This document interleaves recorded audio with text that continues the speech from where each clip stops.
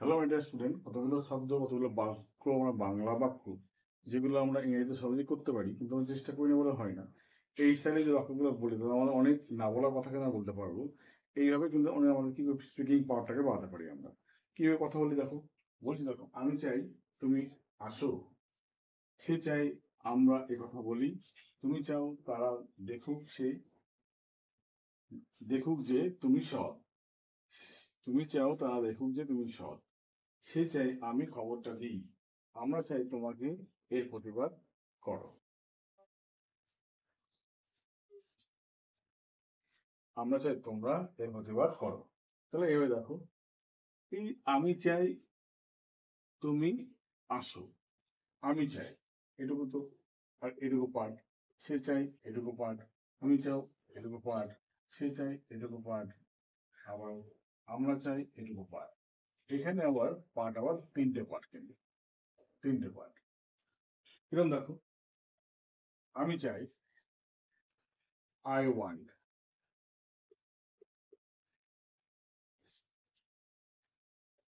এখানে তুমি আসো, you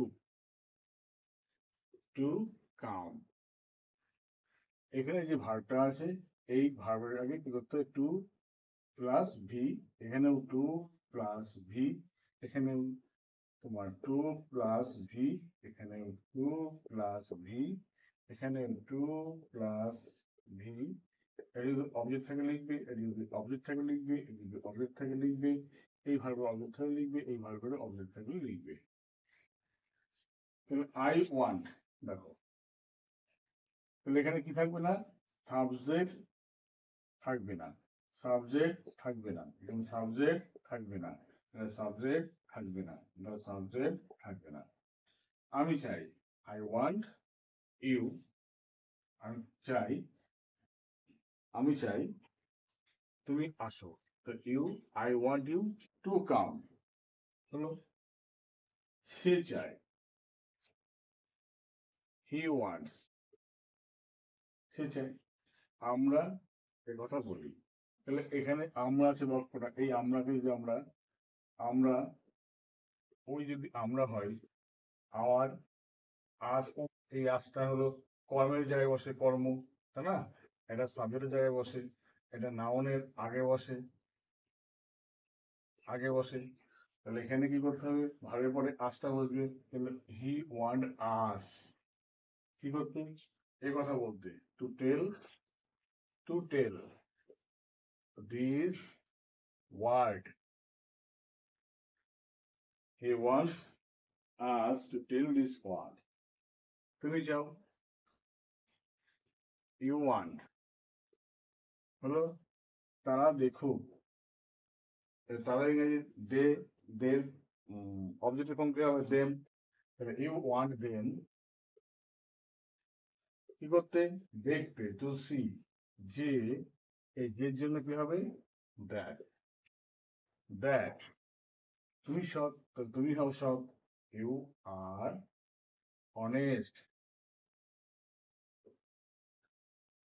you want them to see, you want them to see, তুমি চাও ওদেরকে দেখাতে যে তুমি সৎ, ইউ আর অনেস্ট, হয়ে গেল। সে চাই আমি খবরটা দিই, সে চাই, হি ওয়ান্টস বা সি ওয়ান্টস হতে পারে। আমি, আমার প্রোনাউনটা অবজেক্টের জায়গায় বললে কি হবে, মি হবে, সি ওয়ান্টস মি, খবরটা দেওয়া, to give the news, he wants me to give the news. আচ্ছা, আমরা চাই তোমরা এর প্রতিবাদ করো, আমরা চাই, উই ওয়ান্ট, তোমরা, এই কর্ম তোমরা ইংরেজি হলো ইউ, তা কর্মস্থানে কি হবে, ইউ হবে, তাহলে উই ওয়ান্ট ইউ